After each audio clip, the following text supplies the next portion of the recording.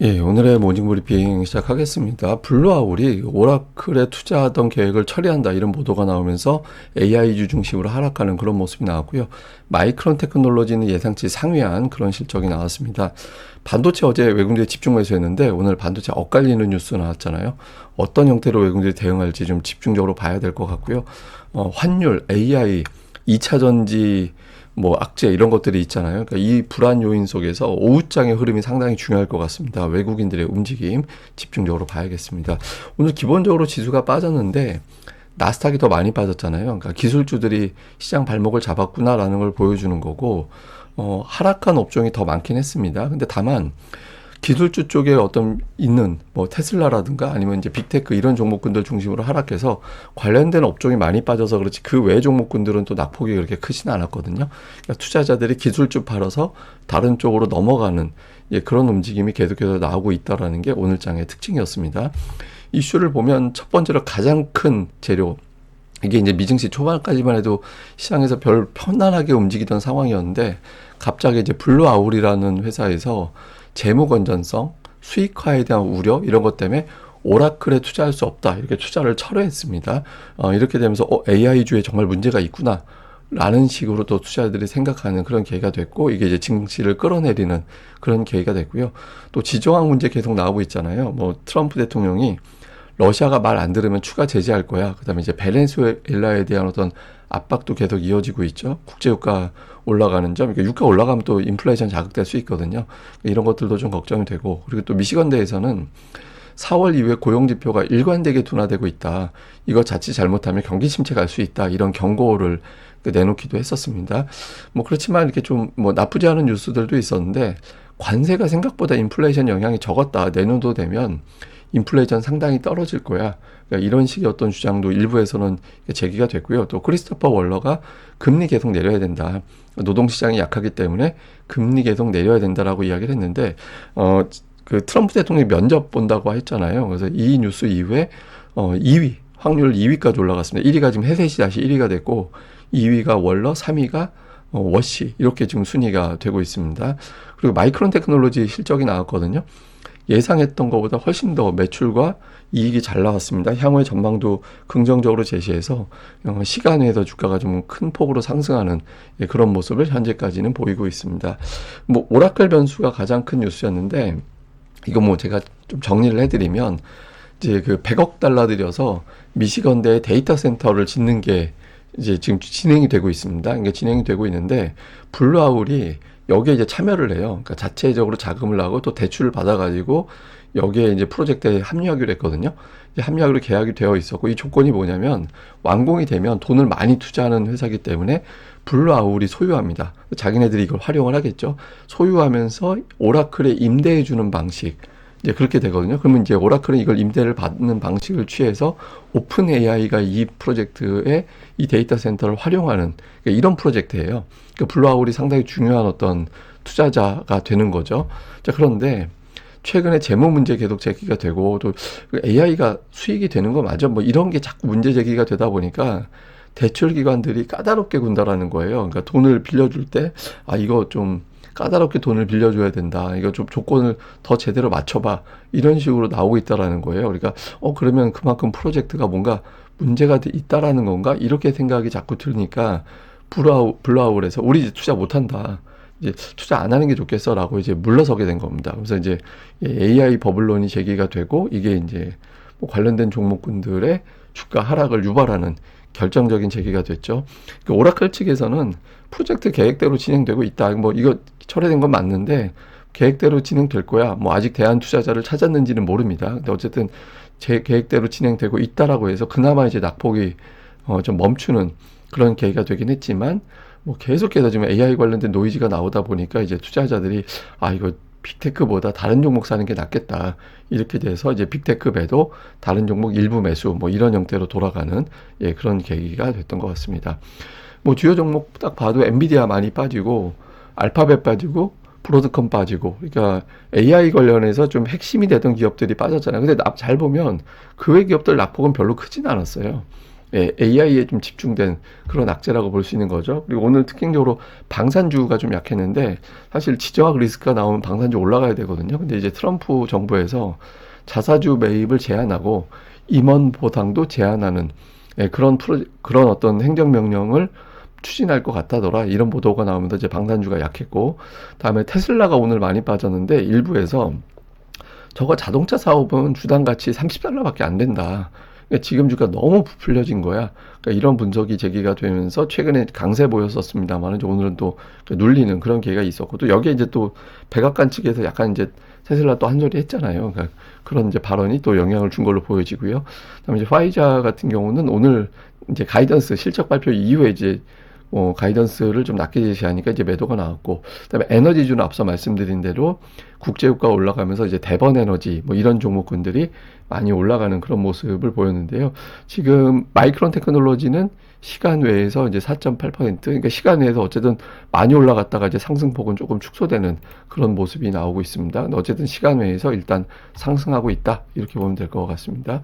근데 어쨌든 투자자들이 최근에 이제 추이 자체가 그러니까 메가세븐에서 다른 종목으로 좀 분산하는 것 같다, 이런 이야기들 나오고 있잖아요. 근데 좀 그럴 수도 있는 게 실적, 그러니까 EPS 성장 추이를 보면 2024년도가 피크였거든요. 31% 정도 차이가 나다가 계속 줄어들고 있어요. 그러니까 압도적인 성장을 기록하다가 성장 전망이 계속해서 격차가 줄어드는 이제 그런 흐름이 나오고 있거든요. 그래서 그러면 뭐 물론 이제 여전히 메가세븐이 더 성장을 많이 하긴 하지만 실적 가치적인 측면에서 보면은 모더는 나머지를 봐야 되는 거 아닌가? 그러니까 이런 정서들이 좀 있는 것 같아요. 그러니까 이런 상황에서 AI 노이즈가 나오니까 이제 그 부분을 또 더 활용하는 게 아닌가, 이렇게 보여지는 측면이 있고, 그리고 최근에 오늘 빠지긴 했지만 테슬라가 또 빅테크 내에서는 혼자 좀 유난히 올라가는 그런 모습이 나오고 있잖아요. 그러니까 일제히 동시에 올라가는 게 아니라 이것만 올라가는데, 이게 이제 시장 점유율 하락, 전기차 판매 둔화 이런 악재가 있는데도 AI 자율주행이 테슬라의 게임 체인저가 되고 있다. 그리고 이제 머스크가 여러 가지 어떤 사업, 뭐 스페이스X라든가 이런 것들 추진하는 거 있잖아요. 이거를 투자자들은 테슬라를 보면서 반영시키고 있다. 그러니까 이런 주장들도 있는데, 다만 이제 지금 선행 실적을 감안해 볼 때 PE가 230배, 어마어마하게 비싼 거. 지금 S&P 500이 30배가 안 되거든요. 그러니까 엄청난 주가에 거래가 되고 있어서 이거는 좀 부담이 된다, 이런 주장이 있는데, 어쨌든 최근 들어서 테슬라가 빅테크 내에서는 좀 가장 강한 그런 흐름을 보였던 것 같습니다. 그리고 시장에서는 관세를 돌이켜 보니까 생각보다 충격적이진 않은 것 같다. 그러니까 원래 5월에 조사할 때 1년 동안 물가가 6% 올라갈 거라고 봤거든요. 근데 지금 3% 이하에 되고 있잖아요. 현재까지로는 관세가 인플레이션에 0.7%포인트 정도 영향을 준 걸로 보여집니다. 그러니까 사실 관세가 없었다면 지금 9월, 10월 인플레이션은 2%였을 거예요. 거의 근접했을 거로 보여지는데, 근데 어쨌든 내년도는 기저효과 때문에 이제 4월부터 관세가 부과됐으니까 4월 이후는 그 기저효과가 지워지는 거잖아요. 그러니까 오히려 관세 효과가 낮아지면서 인플레이션은 1분기에 정점을 찍을 걸로 보여집니다. 근데 이렇게 또 관세의 영향이 좀 적었던 이유는 중국이 경제가 둔화되면서 수출품 가격이 떨어지는 그런 효과가 일부 있었고, 또 기업들이 똑같은 제품 중에서 더 싼 곳이 어디 있는지 찾아가지고 수입을 했다라는 거예요. 그리고 이제 트럼프 대통령이 뭐 관세 겁 많이 주다가 이제 계속 처리하고 이런 과정이 있었잖아요. 이런 것들이 우려했던 것보다는 관세 영향이 크지 않았던 그런 계기가 됐던 것 같습니다. 그래서 이제 아마도 내년도에 이제 금리를 내릴 수도 있을 것 같다, 뭐 이런 식의 주장들이 계속 이제 나오는 그런 이유로 작동이 된 것 같습니다. 뭐 이건 올해 지수 전망은 뭐 나중으로 좀 미뤄서 설명드리고요. 자, 우리 증시는 어제 많이 올랐잖아요. 특히 코스피가 이제 1.4%나 올라가면서 하락했던 거를 어느 정도 만회하는 이제 그런 모습이 있었는데, 다만 어제 보면 거래대금이 증가되지 않았어요. 그러니까 거래대금이 증가되지 않은 상태에서 시장이 올라갔거든요. 이거 무슨 얘기냐? 시장 전체적으로 이틀 동안 빠진 거를 만회하는 움직임이 있었던 게 아니라 그냥 특정 종목이 올린 거예요. 삼성전자, SK하이닉스가 마이크론 테크놀로지 실적 발표 앞두고 미리 들어온 단기성 자금 포함해서 미리 들어온 어떤 자금에 의해서 올라간 거라서 시장 전체가 와하고 올라가는 분위기는 아니었거든요. 그래서 좀 언제든지 좀 흔들릴 수 있다, 이런 걸 보여주는 거죠. 거래대금이 수반이 됐다라면 증시 전체가 살아났다라는 건데 그런 건 아니었거든요. 그래서 좀 아직까지는 조심스럽구나라는 걸 보여주는 측면이 있었고, 뭐 수급에서 보면 외국인들의 매도가 진정된 거는 상당히 다행스러운 그런 측면이죠. 하루에 1조 1,000억씩 팔다가 매도가 진정됐는데, 다만 이제 또 주의해야 되는 게 매도 비중은 그대로였어요. 그러니까 어제도 외국인들이 전체 매도에서 차지하는 외국인들의 매도 비중은 32.4%, 오히려 그 전날보다 늘어났거든요. 이건 무슨 얘기냐? 팔던 애들은 계속 팔고 있었어요. 어제도 자칫 잘못하면 1조 1,000억 원 순매도가 나올 뻔했어요. 그런데 하루 전날 순매수 비중이 25.8%밖에 안 됐었는데 외국인들이 어제 32.4%. 그러니까 다른 어떤 외국인들이 새롭게 등장해서 저거를 커버해줘서 좀 똔똔으로 된 거지, 어제도 팔던 애들은 계속 팔고 있었거든요. 그러니까 오늘 반도체 쪽 전기전자 업종에 어제 같은 매수가 들어오지 않으면 또 매도로 집계될 가능성은 여전히 있다. 그래서 아직까지는 좀 시장이 아슬아슬하다. 그러니까 이렇게 또 봐야 될 것 같습니다.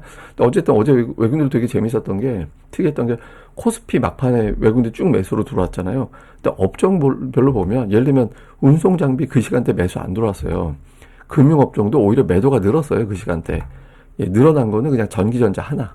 예, 그러니까 마이크론 테크놀로지 실적 발표 앞두고 외국인들이 이제 전기전자 업종만 집중적으로 사들여가지고 어제 외국인들 전체적으로 좀 뭐 보합으로 마감이 된 거였거든요. 그러니까 순매수 기준으로 보면, 그러니까 전기전자 업종을 어떻게 할 거냐, 오늘장에서 오늘 외국인들이 어떻게 갈 거냐가 오늘 지수에 상당히 중요한 그런 변수가 될 것 같습니다.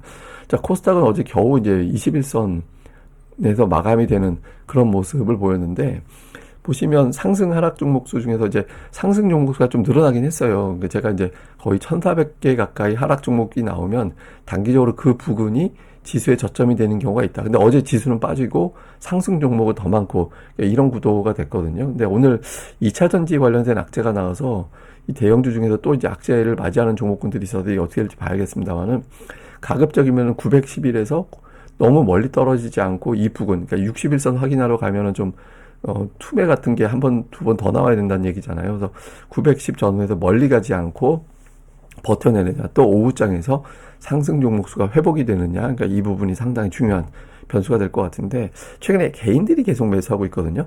예, 외국인들이 3일 매수, 3일 매도 이런 흐름이 홀짝 퐁당퐁당 이렇게 가고 있잖아요. 근데 오늘 지금 정도 됐을 때 외국인 또는 기관이 물량을 좀 받아주는 그런 움직임이 나오는 게 좋습니다. 그래서 오늘 떨어질 때, 특히 이제 하락할 때 물량 받아주는 게 외국인 기관이 된다라면 그게 가장 이상적인 어떤 패턴이 될 수 있거든요. 그래서 코스닥의 어떤 수급 동향, 오후장에서의 어떤 변화 잘 봐야 될 것 같습니다. 자, 요약을 해보면 일단 마이크론 테크놀로지 실적 이후에 시장의 흐름이 어떻게 가느냐. 지금 시간 외에서는 주가는 현재까지는 오르고 있는데 우리 증시에서의 어떤 반응 또 같이 봐야 될 것 같고요. 그 다음에 환율이 1,500원 부근에도 올라가진 않고 있거든요. 근데 이게 양쪽이 다 되잖아요. 그러니까 뚫고 나간다 그러면 새로운 어떤 하락의 빌미. 근데 이게 정점이 된다 그러면 외국인들이 여기서부터 아주 강하게 매수하는 그런 계기가 될 수 있거든요. 그러니까 환율이 차라리 이 정도에서 박스권을 어떻게든 유지만 해줘도 다행이긴 합니다. 현재로서는. 그래서 그 흐름이 나오는지. 그다음에 이제 어제장에서 반도체 집중적으로 매수했잖아요. 근데 오늘 2차 전지 악재 하나 있죠. 그러니까 10조 원 정도 되는 그 공급 계약이 철회가 되는, 취소가 되는 그런 어떤 악재가 나온 게 있었잖아요. 그러니까 이게 대형주에 굉장히 어수선한 그런 재료가 지금 나와 있는 상태거든요. 이게 이제 2027년도부터 매출로 잡히기로 됐던 어떤 프로젝트라서 뭐 영향이 당장 내년에 이제 실적에 영향 주는 사안은 아니긴 합니다만은, 어쨌든 이 계기, 그러니까 이런 것들이 어떤 계기가 돼서 어떤 대형주들의 수급이 좀 어지러워지는 그런 상황이 되는데, 이게 다른 거 지금은 필요 없고 반도체 종목 쪽에 외국인들이 어떻게 태도를 취하느냐가 오늘장에서 가장 중요한 어떤 그런 관전 포인트가 될 것 같습니다. 그래서 오후장, 특히 오전 말고 오후장에서의 전기전자 업종의 수급 변화, 그러니까 이 부분이 오늘장의 키가 된다, 이렇게 보시면 되겠습니다. 근데 환율도 나름은 중요한 게, 코스피 지수가 이제 올라간 걸 이렇게 쭉 보면 이게 이제 원화 차트로 보는 거거든요. 근데 달러 차트로 보면 이렇게 돼 있어요. 그러니까 뭐 보면 좀 다르죠. 그러니까 4분기 고점 부근에서 움직이는 것 같이 보이는데 이거는 다르거든요. 그래서 4분기 상승률을 보면 원화 차트로는 18.5% 올랐어요. 예, 그런데 달러 차트로 보면 12.5%, 무려 6%포인트나 차이가 납니다. 그러니까 외국인들은 투자하기가 되게 안 좋은 환경이 되어 있는 거예요. 그러니까 환율이 안정이 되는 흐름이 나와줘야 외국인들이 공격적으로 매수하는 그런 계기가 될 수 있거든요. 그래서 환율이 1,500원 아래에서 계속 움직임이 나오고 그 계기를 어떤 트리거가 하나 해주는 게 되게 필요하거든요. 뭐 이럴 때는 어떤 산업이 트리거 될 수도 있어요. 그러니까 예를 들어서 뭐 반도체면 반도체 이런 산업이 될 수도 있고 정책이 될 수도 있고, 그러니까 미국의 어떤 그 계기, 미국에서 나오는 계기 이런 것들이 될 수도 있거든요. 그래서 뭐 어떤 계기가 돼서 1,400, 500원 그 은에서 더 이상 넘어가지 않고 버티다가 환율이 떨어지는 그림이 나와주면 외국인들이 매수가 아주 강하게 나오면서 아 이제는 환차익을 거꾸로 노릴 수 있다, 이런 흐름이 될 수도 있는 거잖아요. 그래서 환율의 흐름도 당분간 또 주목해서 보도록 하겠습니다. 예, 그럼 또 오늘 하루 또 잘 보내시고요. 저는 또 다음에 뵙겠습니다. 이 방송 구독하기 그리고 이제 좋아요, 구독하기 특히 꼭 좀 부탁드립니다. 예, 감사합니다.